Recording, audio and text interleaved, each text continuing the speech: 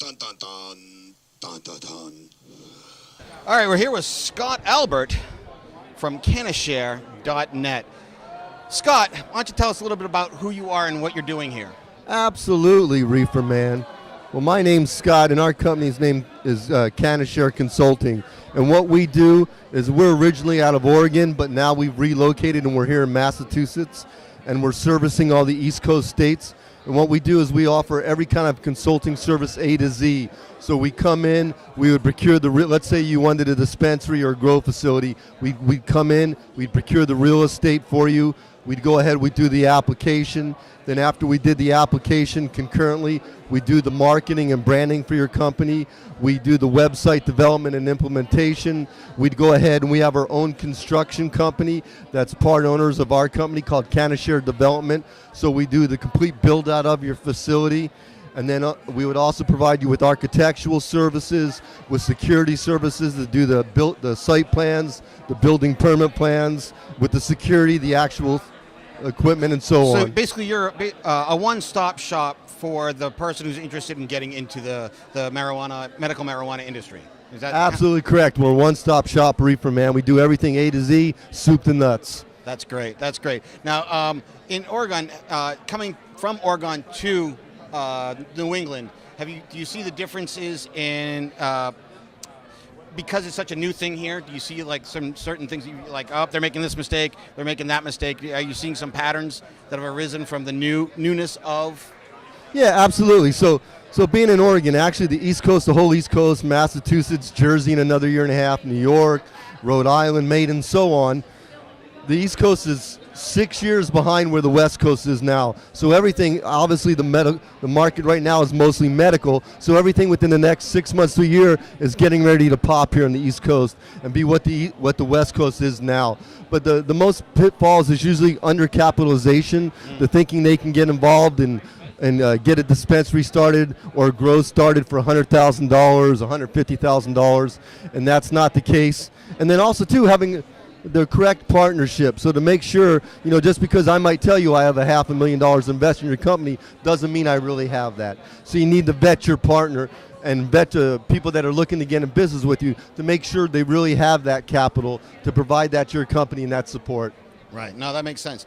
What do you think for your generic successful business?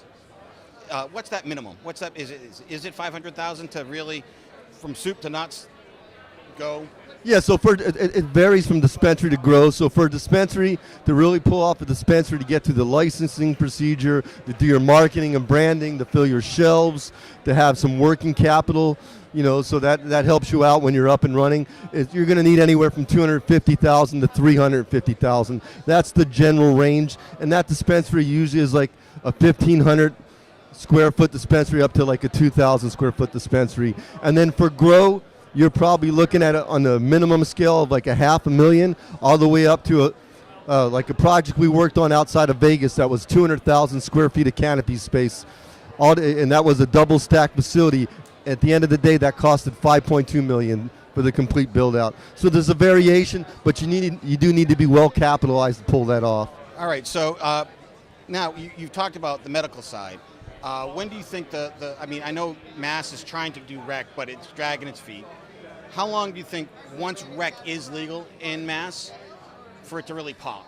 You know what I mean? Are we looking at a 2 or 3 year stopgap from medical to strictly retail?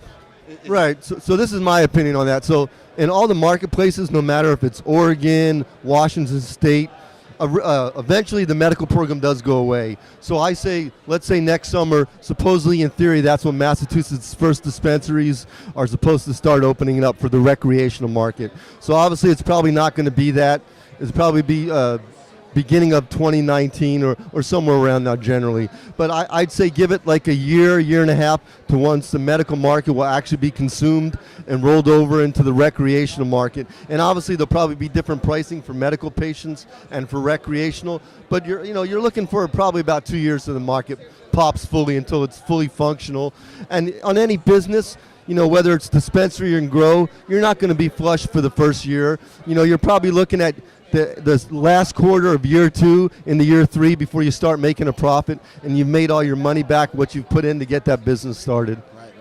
No, that's great. Any last words? Anything you want to make sure we covered today that I missed? Yeah, the one thing is just make sure, like I said, make sure you vet your partners, you get the right partners, have the right relationships. It's all about networking, getting involved with the correct people, getting involved with different groups like Women's Grow, join a marijuana business association, and just get educated. Any way you can find education, whether it's going to a seminar, whether it's reading, just stay educated, and pretty much if you keep at it, no matter how many times you get knocked down, you'll be successful. Exactly. Well, thank you very much, sir. I appreciate it. Hey, thank you, Weed Man. I appreciate it. Dun dun dun dun dun dun.